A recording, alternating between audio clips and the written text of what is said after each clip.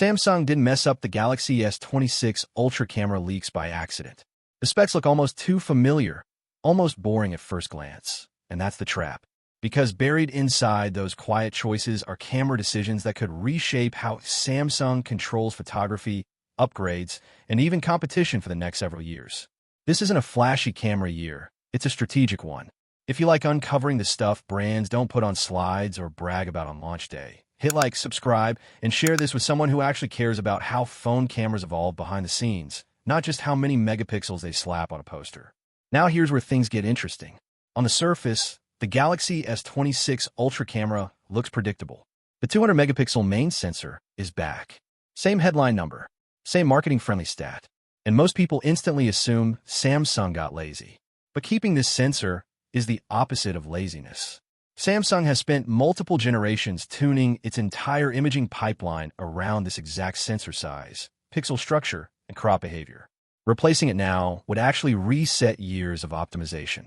Instead, Samsung is doubling down, and that tells us the real upgrades are happening after you press the shutter. This year, the 200 megapixel sensor isn't about raw resolution anymore. It's about flexibility. Samsung is leaning deeper into pixel-level AI reconstruction, where the phone doesn't decide how your image should look until after it captures all the data. That means low-light shots don't rely as heavily on aggressive night modes. Moving subjects don't smear as easily, and HDR feels more natural instead of overcooked. The scary part? This makes future camera improvements less dependent on new hardware. Samsung can improve your photos months or even years after launch. And that has consequences. Because once a company proves it can dramatically improve camera results through software, hardware upgrades slow down. Intentionally. Now let's talk about zoom, because this is where people are going to argue. The rumored 50-megapixel 5x periscope sounds like a downgrade to some. No crazy 10x headline. No extreme moonshot flex. But that's not what Samsung is aiming for anymore. This lens is built for intelligent cropping, not maximum reach. By pairing a high-resolution periscope with better stabilization and AI-assisted detail recovery, Samsung turns 5x into a flexible zoom range instead of a fixed trick lens. Translation? Fewer wow demo shots, way more usable photos, and less reliance on switching between lenses mid-shot, which is where color inconsistencies and exposure jumps usually happen.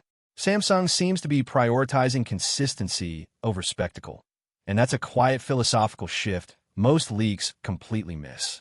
The supporting telephoto and ultra-wide cameras also feel unchanged on purpose. Samsung knows the main sensor now overlaps their job better than ever. Instead of upgrading every lens slightly, they're letting the 200 megapixel sensor absorb more responsibility. This reduces processing conflicts, speeds up capture time, and makes the camera feel more predictable, but also means fewer obvious spec upgrades for reviewers to hype. That's a risky move in a spec-obsessed market. And then there's the front camera, arguably the most underrated change. No massive megapixel jump is expected, but insiders suggest sensor-level improvements and smarter processing. That usually means better dynamic range, less artificial skin smoothing, and more accurate color in mixed lighting. If true, this signals Samsung shifting away from social media sharpness and toward realism. That alone tells us who this phone is really built for. Another detail nobody is connecting: the new camera housing design. Moving to a unified camera module isn't just aesthetic. It improves internal alignment, stabilization consistency, and thermal distribution. That matters when AI processing increases and sustained camera use becomes more demanding. In other words, the design change supports longer camera sessions without throttling, especially for video. And speaking of video, this is where the real leap might quietly happen. Samsung's recent focus on AI-driven noise reduction and motion handling suggests better low-light video without destroying texture. Not flashy, not easy to show in leaks, but massively important in real-world use. This could finally be the generation where Samsung stops chasing Apple's video look and instead creates its own signature style. Put all of this together, and the S26 Ultra camera starts to feel less like an upgrade and more like a lock-in. Samsung is stabilizing its camera system so it can evolve quietly through updates instead of dramatic yearly overhauls. That's great if you keep phones longer.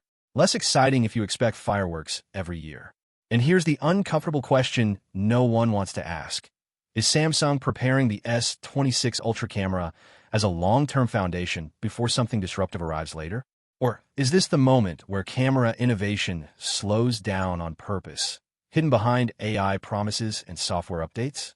Because depending on how you shoot, this camera could either feel incredibly smart or quietly conservative. And the real answer might not be visible on launch day, but months later when updates start changing how your photos look without you realizing why. So now I want to know, would you rather have dramatic camera jumps every year or a system that silently improves over time? And if Samsung is holding something bigger back, what do you think they're saving it for?